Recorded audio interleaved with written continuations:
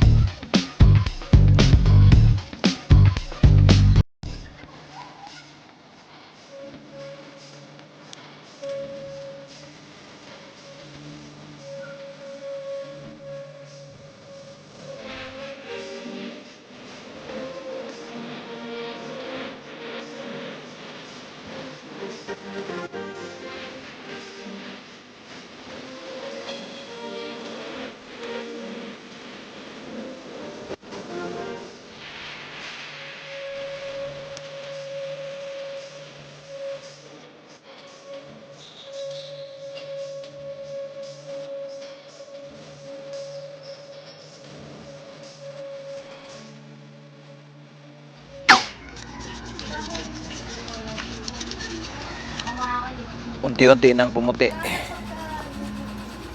Ayan. Tuloy-tuloy lang ang ating pagliha at pagkuskus kahit nakakangalay. Pero ito talaga gusto nating malinis yung makina natin. Sa mga nagsasabi dyan na hindi nadudumihan yung motor, hindi yan totoo. Ayan kita nyo naman yan.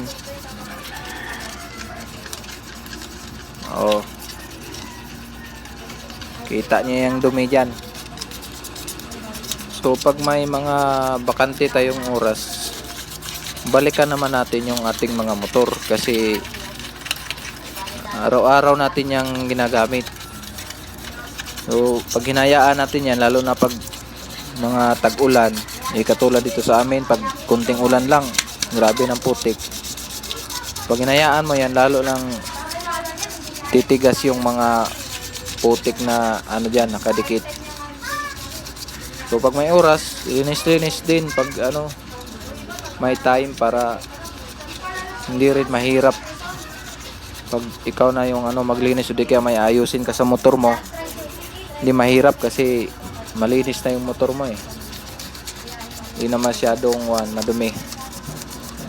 Kaya pag ikaw may oras ka pero hindi mo binalikan yung motor mo paglinis, hanggang sakay ka lang,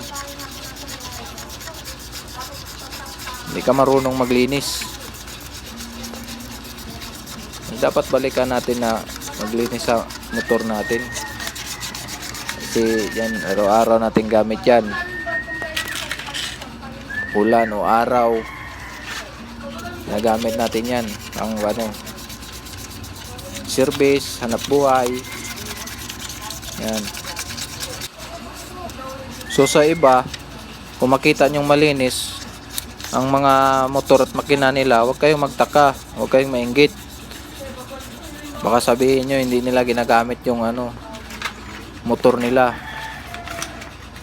baka naman masyado lang silang maalaga kaya ganun malinis yung motor nila. Ayan, katulad sa akin, bihira lang malinisan itong ilalim na parte kasi minsan may mga panahon talaga ding abutin ka ng tamad. Pero pag sipagin ka, todo mo na yung paglininis. Yan. Kahit na pagod ka, yan, linis pa rin kahit papaano. Para maganda tingnan kahit walang madiinang pyesa. Basta malinis yung motor.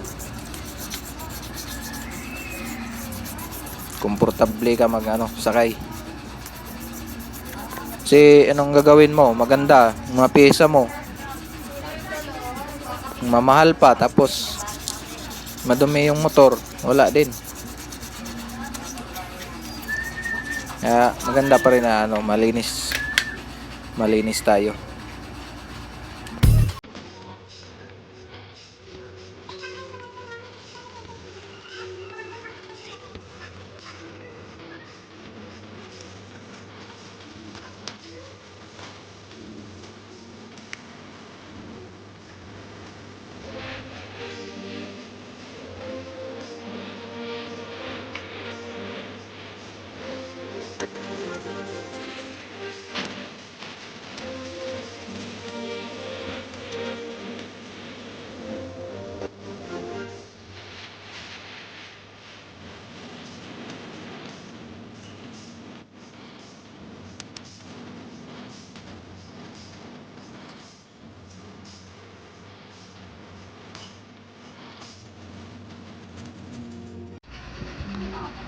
At ito pa yung isa na ating gagamitin para matanggal yung mga itim. Ayan. Para matanggal yung mga langis na medyo matigas na.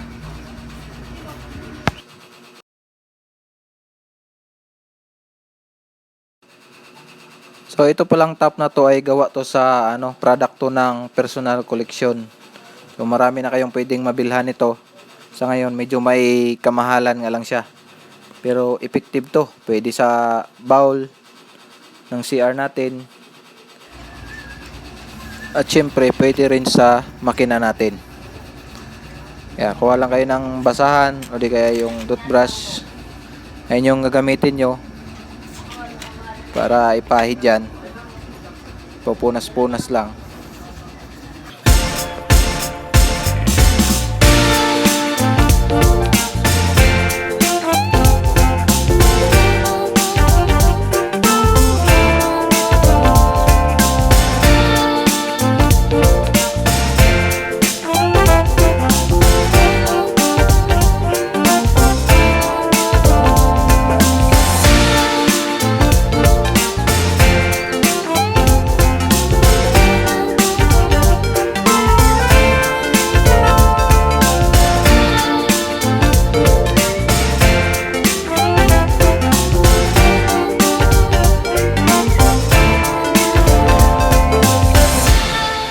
Ayan, maputi na.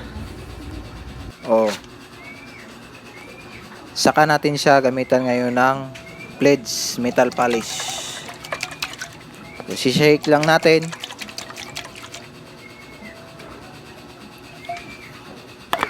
Tapos kuha na lang kayo ng mga basahan. Pag may mga basahan kayo na malinis dyan. So kayo nang bahala kung kamayin nyo or gamitan nyo ng toothbrush sa pagpahid yung ating metal polish. Pero para sa akin okay yung di kamay para walang talsik. Mas matipid. Yan. Di naman mapapanis yan eh.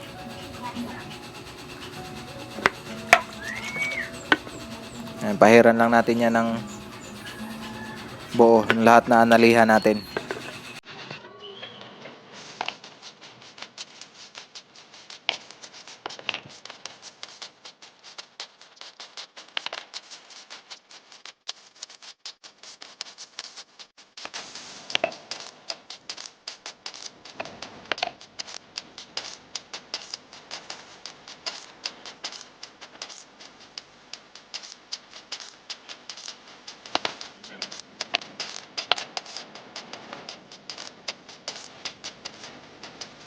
So, gagamit tayo ng malinis na tila.